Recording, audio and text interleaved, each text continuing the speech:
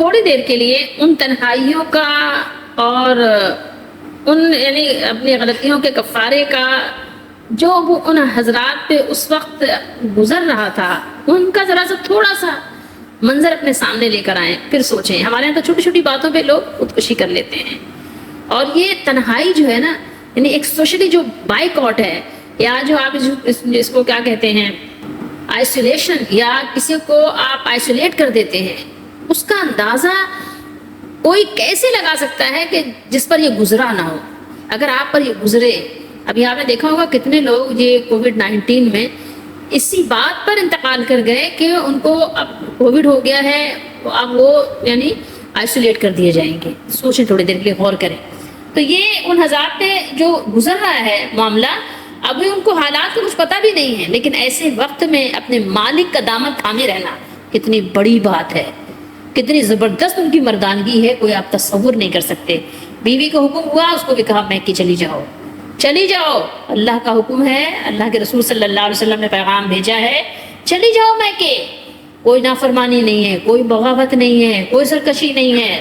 تصور کیجئے، اب یہ جو دوسرے صحابی تھے، بدری صحابی ہیں، جب ان کے لیے یہی معاملہ ہوا تھا تو ان کی بیوی آئیں، ان کو بھی یہی حکم ہوا کہ آپ بھی اپنی بیوی کو الگ رکھو اپنے سے، ٹھیک ہے؟ تو یہ رسول اللہ صلی اللہ علیہ وسلم کی خدمت میں حاضر ہوئی۔ اب اس سے کوئی یہ مسئلہ نکال لے کہ دیکھو رسول اللہ صلی اللہ تعالیٰ علیہ وسلم کے پاس لوگ آتے تھے، اپنے سوالات رکھتے تھے تو وہ شرک نہیں ہوتا تھا۔ بھائی رسول اللہ صلی اللہ علیہ وسلم اللہ کا دین لے کر آئے تھے، دین کا نفاذ کر رہے تھے، دین کو نافذ کر رہے تھے، تو لازمی بات ہے کہ لوگ اپنے مسئلے لے کے کہاں جاتے کہ رسول اللہ صلی اللہ علیہ وسلم کے ذریعے سے کوئی مسئلے کا حل نکلے گا۔ کیسے کہ آپ ظاہر آپ کے پاس پیغام آئے گا تو اللہ تعالیٰ سب کچھ سن رہا ہے، اللہ تعالیٰ پھر بھیجے گا اس مسئلے کا حل۔ سمجھ رہے ہیں بات کو؟ بہرحال تو یہ جو ہلال بن امیہ تھے، تو ان کی جو زوجہ تھی، ان کی جو یعنی بیگم کہیں آپ، ان کی وائف جو ہے، انہوں نے رسول اللہ صلی اللہ علیہ وسلم کی خدمت میں حاضر ہو کر عرض کیا، یا رسول اللہ یہ تو ضعیف ہیں، کمزور ہیں، ان کے پاس کوئی خادم بھی نہیں ہے، ٹھیک ہے؟ یعنی ایک ہوتا ہے مالدار کہ اس کے پاس خدمت گزار ہوں، نہ کوئی خادم ہے، اور خود یہ ضعیف اور کمزور ہیں، اور جو یہ حالات ان پر گزر رہے ہیں اس کی وجہ سے تو اور زیادہ یعنی یہ اس کیفیت کو پہنچ گئے ہیں کہ بالکل ہی یعنی کمزور ہو گئے ہیں۔ کیا اگر میں ان کی خدمت کر دیا کروں تو آپ ناپسند فرمائیں گے؟ مطلب آپ کی اجازت ہے؟ نہیں ہے؟ یعنی یہاں بھی دیکھیے اجازت طلب ہو رہی ہے کہ کہیں نافرمانی نہ ہو جائے، دنیا جائے ادھر سے ادھر ہو جائے، لیکن اللہ کے حکم کے خلاف ورزی نہ ہو جائے ہم سے۔ کیسی کیسی خواتین تھیں، کیا ان کی بہادری تھی! دیکھیں وہ ایسے میں ڈپریشن کا شکار نہیں ہوئے۔ آپ ذرا تصور کریں، سوچیں، روئے، گڑ گڑائے، اپنے مالک کو راضی کرنے کی کوشش کی، لیکن کسی قسم کے ایسے وقت میں نافرمانی نہیں ہونے دی۔ یہ سبق ہے ہمارے لیے، اس میں سب سے بڑا سبق جو ہے ہمارے لیے اس میں یہ ہے کہ حالات کیسے بھی ہوں، کچھ بھی ہوں، بی بی ہاجرہ جنگل میں اکیلی ہوں، پانی کا کہیں نام و نشان نہ ہو، لیکن نہ مایوسی کو آنے دیا اور نہ ہی کوئی سرکشی اور بغاوت کو اپنے پاس آنے دیا، کوئی جگہ دی۔ یہ بات ہے سبق اس میں بہت بڑا ہمارے لیے۔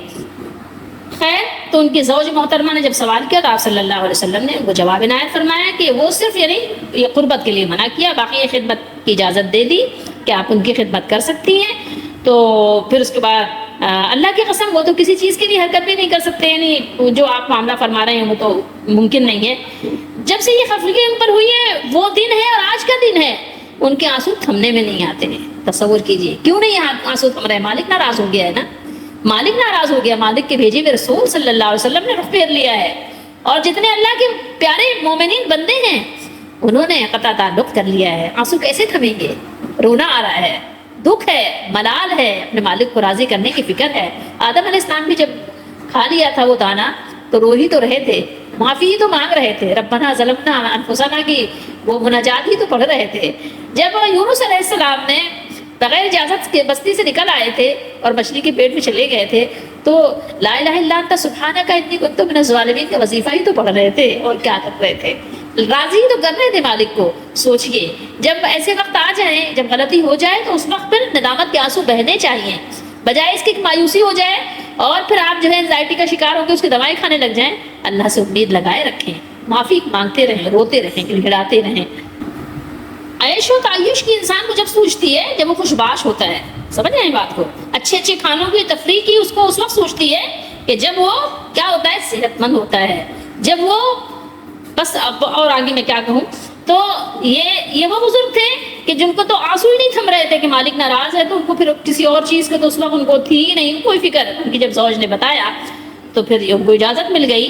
کعب بن مالک رضی اللہ تعالیٰ عنہ فرماتے ہیں کہ جب ان کو خدمت کی اجازت دے دی گئی تو آپ صلی اللہ تعالیٰ علیہ وآلہ وسلم کی خدمت پہ جانے کے لوگوں نے ان کو بھی مشورہ دیا کہ آپ بھی جاؤ، مطلب آپ بھی پیغام بھیجو کہ آپ کو بھی اجازت دے دی جائے، آپ بھی اسی طرح سے اجازت لے لیجئے. میں نے کہا نہیں، اللہ کی قسم میں اس کے لیے رسول اللہ صلی اللہ علیہ وسلم سے اجازت نہیں لوں گا. کیوں نہیں لوں گا؟ وجہ بھی بتا دی، جوان ہوں، معلوم نہیں جب اجازت لینے جاؤں تو رسول اللہ صلی اللہ علیہ وسلم کیا فرمائیں، کہیں ایسا نہ ہو کہ مزید کوئی ناراضگی کا پیغام آ جائے. ڈر گئے، سہم گئے. لوگوں نے مشورہ دیا، لوگ مشورہ دیتے ہیں ایسے وقتوں میں، بہت مشورہ دینے والے تو کہتے ہیں نا فری کا ہے نا، بہت سے مل جاتے ہیں. کہا نہیں میں نہیں جاؤں گا. ٹھیک ہے. اس طرح 10 دن مزید گزر گئے. سوچیے ایک ایک دن، ایک ایک لمحہ کتنا بھاری ہوتا ہے ایسے وقت میں. اور جب رسول اللہ صلی اللہ علیہ وسلم نے ہم سے بات چیت کرنے کی ممانعت فرمائی تھی، اس کے 50 دن پورے ہو گئے. 50ویں رات کی صبح کو جب میں فجر کی نماز پڑھ چکا اور اپنے گھر کی چھت پر بیٹھا ہوا تھا، اس کو تھوڑا سا آگے کر دیتے ہیں. اور یہ بیٹھے تھے جب تو ان کا دم گھٹ رہا تھا. آپ کو معلوم ہونا چاہیے، میں نے بتایا بہت دفعہ، آپ خود اس کا جو ہے تھوڑا سا آپ جو ہے اس منظر نامے کو اپنے اوپر رکھ کر تصور میں لائیں تو آپ کو شاید تھوڑا سا اندازہ ہو سکے. فرمایا کہ میرا دم گھٹتا جا رہا تھا اور میں یعنی زمین میرے اوپر، اپنے اوپر آپ کہہ لیجئے، وہ فرما رہے ہیں کہ اور زمین اپنی یعنی تمام وسعتوں کے باوجود، یعنی زمین بہت وسیع ہے نا، آپ کو پتہ ہے بڑی فراخ ہے، اس کے باوجود کیا ہے میرے لیے تنگ ہوتی جا رہی تھی کہ میں نے ایک پکارنے والے کی آواز سنی. اچھا یہ آپ کو پتہ ہے کہ اللہ تعالیٰ نے یہی بات تو قرآن میں بیان فرمائی ہے کہ ان پر زمین تنگ ہو گئی تھی نا، ایون یہ کہ ان پر ان کی اپنی جان بھی تنگ ہو گئی تھی، یہ تو اللہ نے بیان کیا ہے. تو اسی کی تو آپ تفسیر آپ پڑھ رہے ہیں. کہنے ایسے میں ایک پکارنے والے کی آواز سنی. ایک پکارنے والے نے آواز لگائی، ندا لگائی. یہ کسی پہاڑ کا نام ہے جبل سلم، اس پر چڑھ کر کوئی آواز لگا رہا تھا، اے کعب بن مالک تمہیں بشارت ہو، یا کعب ابن مالک ابشر ابشر. جیسے آپ نہیں کہتے کسی کو مبارک ہو مبارک ہو مبارک ہو، ایسے آواز لگائی.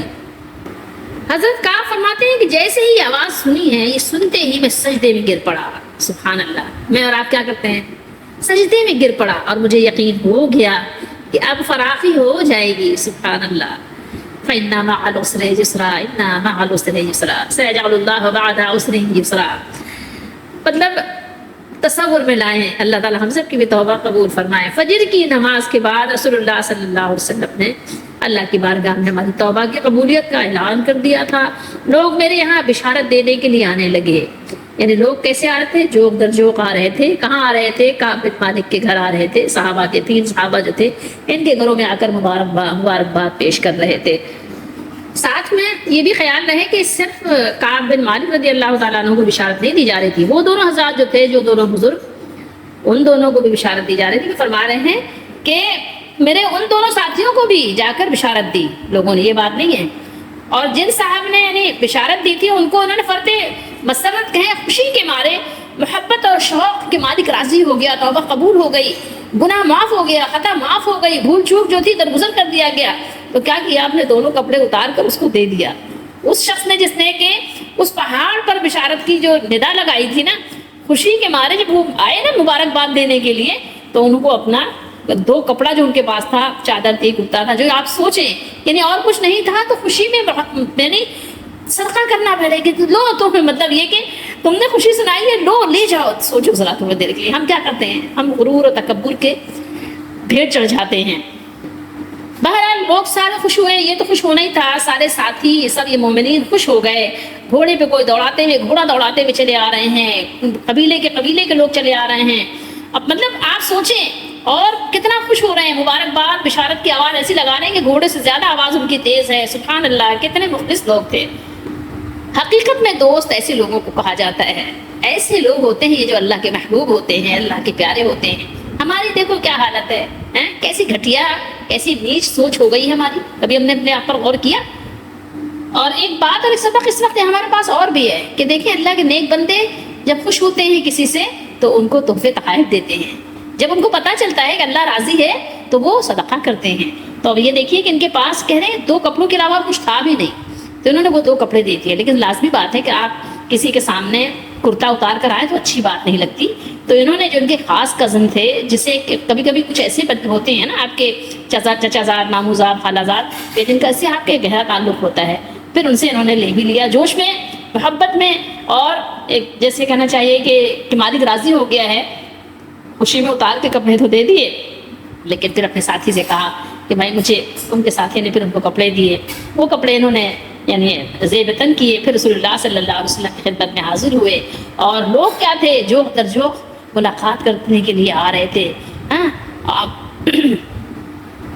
اور ساتھ ہی ساتھ توبہ کی قبولیت کی بشارت بھی، مبارکباد بھی دے رہے تھے، اور کہتے تھے کہ اللہ کی بارگاہ میں توبہ کی قبولیت مبارک ہو، یقولون لتحنک توبۃ اللہ علیک، مبارکباد دے رہے تھے، مبارکباد پیش کر رہے تھے، سبحان اللہ۔ حضرت کعب رضی اللہ تعالیٰ عنہ فرمایا کہ پھر میں مسجد میں داخل ہوا، رسول اللہ صلی اللہ علیہ وسلم تشریف رکھتے تھے، کیا منظر ہوگا، چاروں طرف صحابہ کا مجمع تھا، کیا خوبصورت مناظر ہوں گے۔ طلحہ بن عبید اللہ رضی اللہ تعالیٰ عنہ دوڑ کر میری طرف پڑے اور مجھ سے مصافحہ کیا اور مبارکباد دی۔ جب کوئی خوشی کا موقع ہوتا ہے، جب انسان بہت مسرور ہو جاتا ہے اور کبھی کسی کے لیے مصافحہ کرنے کے لیے یوں کھڑا ہو جاتا ہے، فرت مسرت اور محبت سے، وہ انداز تھا۔ اور فرماتے ہیں کہ اللہ کی قسم وہاں موجود جتنے لوگ تھے مہاجرین میں سے کوئی بھی ان کے سوا میرے آنے پر کھڑا نہیں ہوا۔ ظاہر ہر ایک کی اپنی اپنی ایک نیچر ہوتی ہے اور جوش ہوتا ہے، خوش تو سبھی تھے۔ فرماتے ہیں کہ طلحہ رضی اللہ تعالیٰ عنہ کا یہ احسان میں کبھی نہیں بھولوں گا۔ کعب رضی اللہ تعالیٰ عنہ نے بیان کیا کہ جب میں نے آپ صلی اللہ علیہ وسلم کو سلام کیا تو آپ نے فرمایا کہ اس مبارک دن کے لیے تمہیں بشارت ہو، اور آپ کا چہرہ کیسا ہو رہا تھا، یہاں بریکٹ میں ہے لیکن یہاں پر الفاظ موجود ہیں، جو عربک ورڈس ہیں اس میں الفاظ یہاں موجود ہیں، کہ فرمایا کہ جب میں نے سلام کیا تو رسول اللہ صلی اللہ علیہ وسلم کا چہرہ دیکھیں کیا ہے، وَهُوَ يَبْرُقُ وَجْهُهُ مِنَ السُّرُورِ، یعنی خوشی سے، سرور سے چہرہ کیا تھا، جب برق کہتے ہیں نا بجلی کو، جیسے بجلی کی چمک، اس طرح سے روشن تھا، چمک رہا تھا وجہ آپ صلی اللہ علیہ وسلم کا۔ اور پھر آپ نے بشارت سنائی اور کیا فرمایا کہ اس دن کے لیے تمہیں بشارت ہو، مبارک ہو، جو تمہاری عمر کا سب سے مبارک دن ہے۔ وہ دن سب سے مبارک ہے انسان کا جس دن اس کو پتہ چلے اس کا مالک اس سے راضی ہو گیا، اس کو معاف کر دیا ہے، اس کی خطائیں معاف کر دی گئی ہیں، اس سے پڑھ کر کوئی دن مبارک نہیں ہے انسان کے لیے۔ انہوں نے بیان کیا کہ میں نے عرض کیا یا رسول اللہ صلی اللہ علیہ وسلم کی بشارت آپ کی طرف سے ہے یا اللہ تعالیٰ کی طرف سے ہے؟ یہ دیکھیے صاحب، اگر آپ کا انداز دیکھیے، ذرا سنیے، پڑھیے بار بار، آپ کا ایمان بھی تازہ ہوگا۔ یا رسول اللہ آپ بشارت دے رہے ہیں یا اللہ کی طرف سے، آپ اللہ کے حکم سے بشارت دے رہے ہیں؟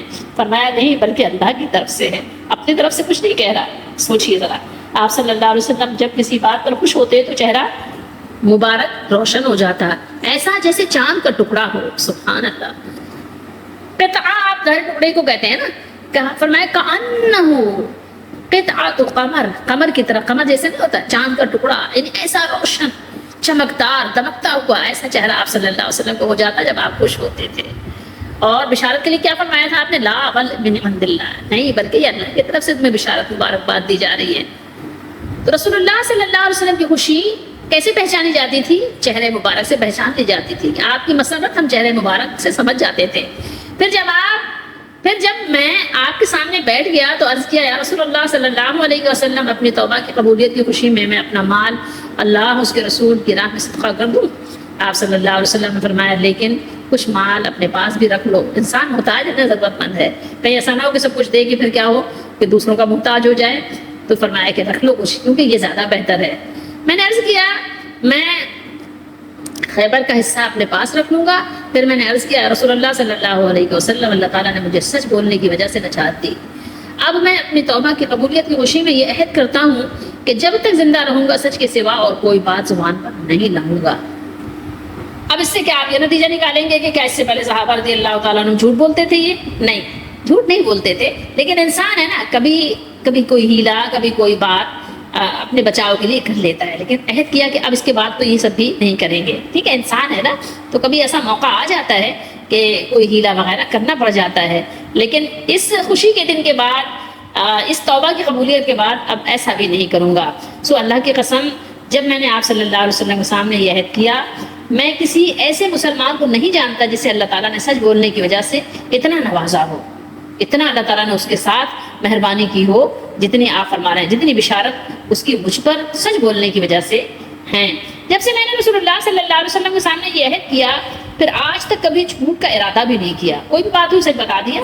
کبھی انسان ہوتا ہے ڈانٹ کے ڈر سے، کبھی ہوتا ہے جھگڑے کے ڈر سے، کبھی کسی اور وجہ سے، کبھی انسان ہیلا سے سازی کر لیتا ہے، لیکن فرماتے ہیں کہ نہیں، میں نہیں کروں گا۔ اللہ تعالیٰ ہم سب کو بھی سچ بولنے کی توفیق دے۔ اور جب انسان بچنا چاہتا ہے گناہوں سے، جھوٹ سے، برائیوں سے، تو اللہ تعالیٰ بچا بھی لیتے ہیں۔ تو فرمایا کہ اللہ تعالیٰ نے باقی زندگی میں مجھے اس سے محفوظ یعنی رکھے گا، اس کی امید بھی انہوں نے رکھی، اور اللہ تعالیٰ نے اپنے رسول صلی اللہ علیہ وسلم پر یہ آیت میرے بارے میں نازل کی تھی، جو ہم نے ابھی پڑھا ہے، جو حدیث میں بھی یہاں مذکور ہے، لقد تاب اللہ علی النبی والمہاجرین، یہاں پر موجود ہے، یعنی کہاں تک؟ کونوا مع الصادقین، یہ فرمایا کہ میرے بارے میں نازل، شان نزول بتا رہے ہیں۔ اب دیکھیں اپنا توبہ قبول کرنے کا واقعہ کتنی تفصیل سے بیان کر رہے ہیں، اپنے بیٹے کو سنایا، اور ظاہر اچھی باتیں بتانی چاہیے آگے والوں کو، نصیحت بھی ہو، آگے لوگوں کو سبق بھی ہو، اور ان کے لیے سچائی کے راستے پہ چلنے کا شوق ذوق بھی پیدا ہو۔ ہمیں بھی چاہیے کہ ہم اپنے بچوں کو اس طرح کے واقعات سنایا کریں، ان کو پڑھ کر سنائیں، ان کو بتائیں، کہانیاں سنانے کے بجائے، جھوٹی کہانیاں، جھوٹے واقعات سنانے کے بجائے سچے سچے واقعات سنائیں، بے شمار واقعات ہیں۔ اور پھر حضرت کعب رضی اللہ تعالیٰ عنہ فرماتے ہیں کہ اللہ کی قسم، اللہ تعالیٰ کی طرف سے اسلام کے لیے ہدایت کے بعد میری نظر میں آپ صلی اللہ علیہ وسلم کے سامنے سچ بولنے سے بڑھ کر اللہ تعالیٰ کا مجھ پر اور کوئی انعام نہیں ہوا کہ میں نے جھوٹ نہیں بولا اور اس طرح اپنے کو ہلاک نہیں کیا جیسا کہ جھوٹ بولنے والے ہلاک ہو گئے تھے۔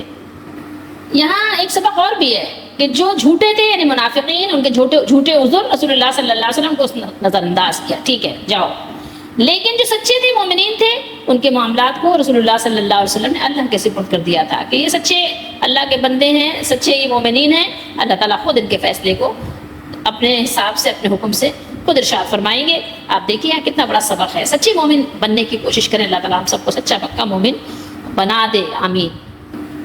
تو پھر اللہ تعالیٰ نے بھی اپنی مہربانی کے فیصلے فرمائے کہ ان تین پاک بازوں کے ذکر کے بعد جنہوں نے منافقوں کی طرح اللہ کے رسول صلی اللہ علیہ وآلہ وسلم کی جناب میں، آپ کی خدمت میں جھوٹ بولنے کی گستاخی نہیں کی، تو آخر کار اللہ تعالیٰ کی نگاہ لطف و کرم ان کی طرف مائل ہوئی اور اللہ کا ابر رحمت ان بزرگوں پر برسا، اور ان کی جو یعنی ایمان کی کھیتی تھی اس کو سرسبز و شاداب کر گیا۔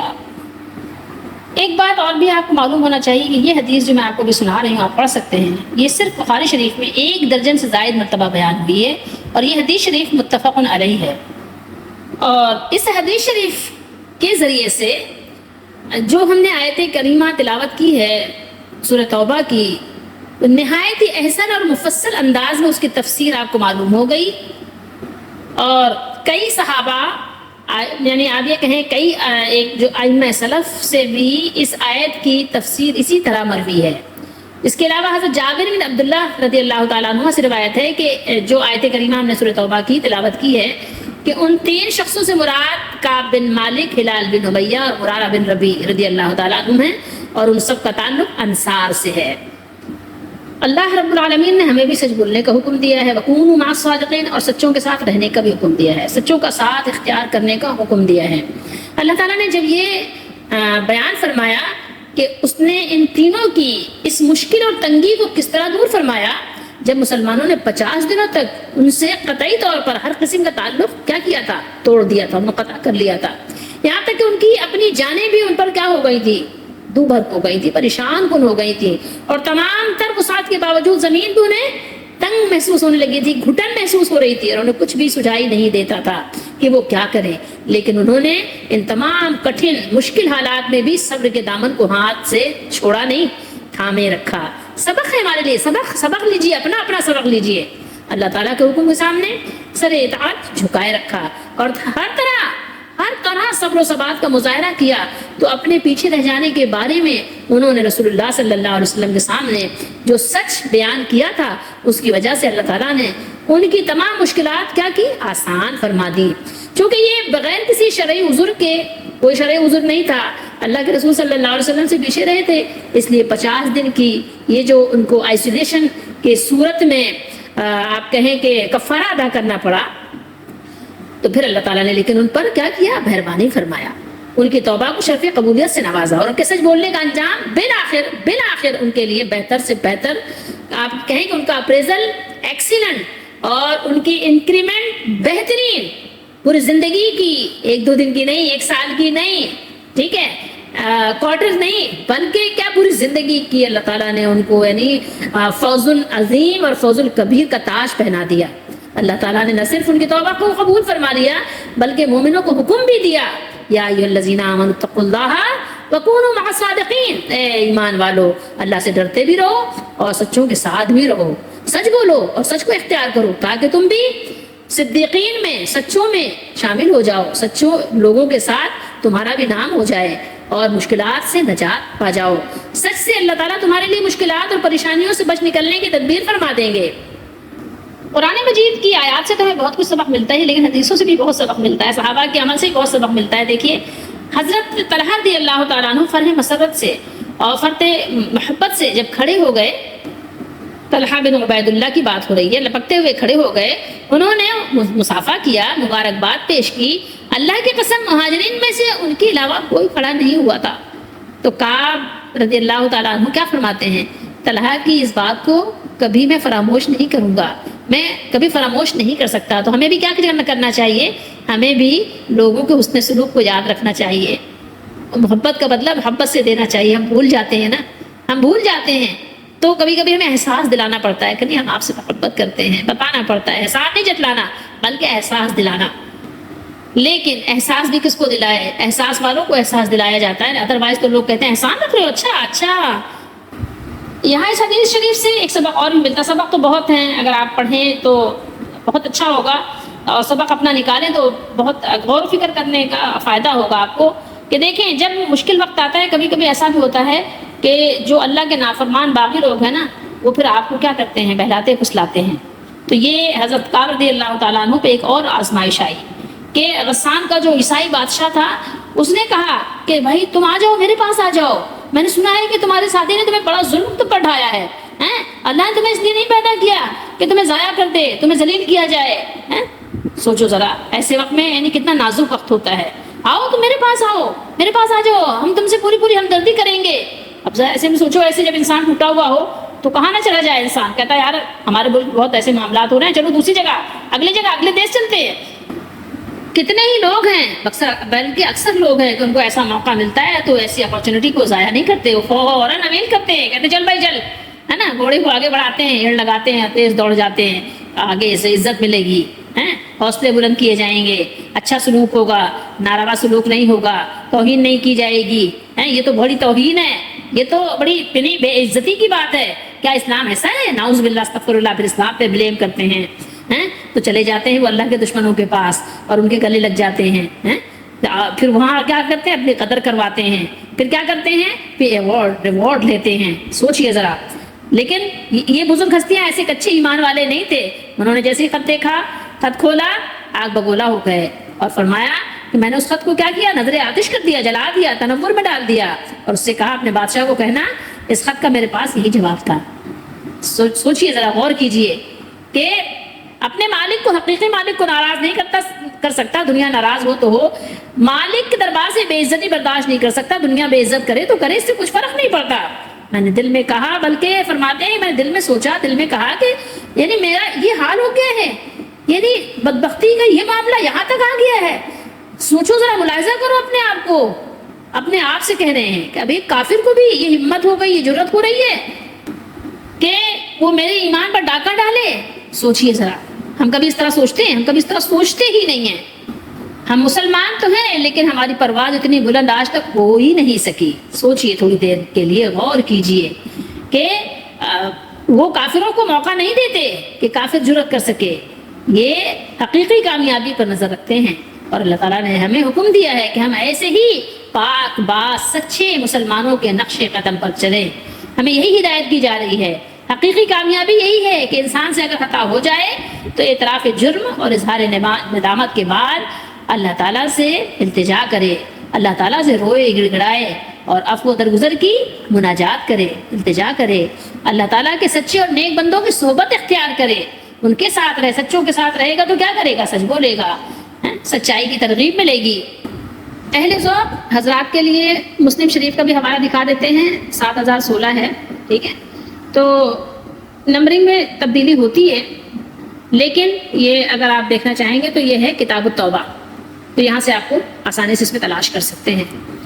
اگر پڑھنا چاہتے ہیں تفصیل کے ساتھ، شوق ذوق رکھتے ہیں، تو احادیث کو پڑھیں، اس سے ایک تو سبق حاصل کریں، اور پھر ظاہر ہے اس کے ذریعے سے ہمیں اپنے بزرگوں سے محبت بھی ہوتی ہے اور ان کے نقش قدم پہ چلنے کا ایک جذبہ بھی پیدا ہوتا ہے. تو یہ 2 آیات مبارکہ جو سورہ توبہ کی ہیں، یہ اس کی آپ نے تفسیر حدیث کے حوالے سے بہت ڈیٹیل سے پڑھی سنی.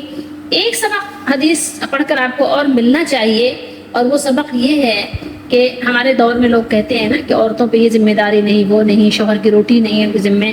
ایسے وقت میں جب اللہ تعالیٰ کی طرف سے ان کے ساتھ سلام و کلام کی بھی پابندی آ گئی خاتون نے کہ میرے شوہر یعنی بوڑھے بھی ہیں، ضعیف بھی ہیں، کمزور بھی ہیں، مجبور بھی ہیں اور محتاج بھی ہیں، ایسے وقت میں اپنے شوہر کی خدمت کرنا، آپ ذرا غور کریں ان لوگوں کے لیے اس میں کتنا بڑا سبق ہے. جو میں نے آپ کو بخاری سے حدیث سنائی، مسلم کا حوالہ دکھایا، تو آپ دیکھیں کہ خوش بخت نیک بخت خواتین، عورتیں اپنے شوہر کی خدمت گزاری ہر حال میں، ہر صورت میں کرنا چاہتی ہیں اور کرتی ہیں، اس کی اجازت طلب کرتی ہیں جب موقع ملتا ہے. اللہ کے رسول صلی اللہ علیہ وسلم موجود تھے تو انہوں نے جا کر اجازت طلب کی کہ اللہ کے رسول صلی اللہ علیہ وسلم، اور تو کچھ نہیں، صرف ان کی خدمت کر دوں، کا کوئی خادم نہیں ہے، وہ کوئی خادم نہیں رکھ سکتے، کمزور ہیں، ضعیف ہیں، میں ان کے لیے روٹی پکا دوں، ان کے کپڑے دھو دوں، اور جو کچھ بھی خدمت گزاری ہے ان کی کر دوں. اللہ کے رسول صلی اللہ علیہ وسلم نے منع نہیں فرمایا کہ نہیں نہیں ایسے وقت میں تم اس نافرمان کی خدمت کیوں کرو گی، یا تمہارے ذمہ تو ہے ہی نہیں خدمت، اس کو خود اپنی روٹی پکانے دو، خود اپنے کپڑے دھونے دو، خود اپنے سر میں تیل لگانے دو. نہیں، اجازت دے دی گئی.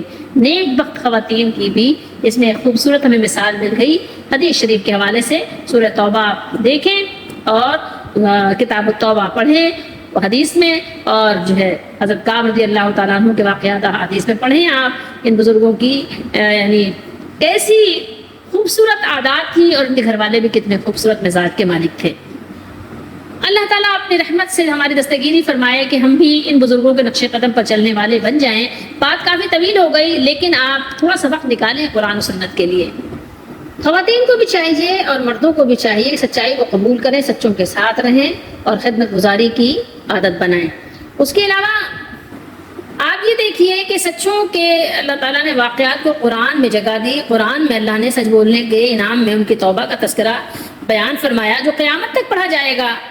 اور حضرت عبداللہ بن مسعود رضی اللہ تعالیٰ عنہ سے ایک حدیث ہے کہ سچ کو لازم پکڑو، کیونکہ سچ نیکی کی طرف لے جاتا ہے اور نیکی جنت کی طرف لے جاتی ہے.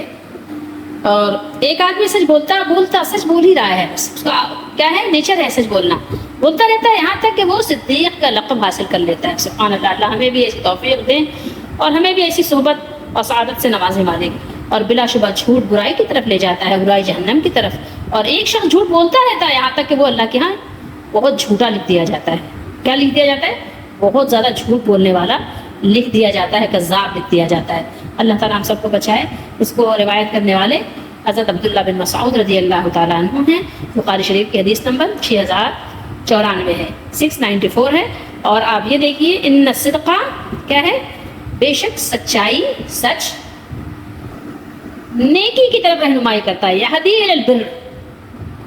مگر بڑے دکھ اور افسوس کی بات ہے کہ آج ہمارے یہاں اس بات کی کوئی فکر ہی نہیں، کوئی پرواہ ہی نہیں ہے. ہر بات میں جھوٹ سے شروع کرتے ہیں، بات کو جھوٹ سے ختم کرتے ہیں.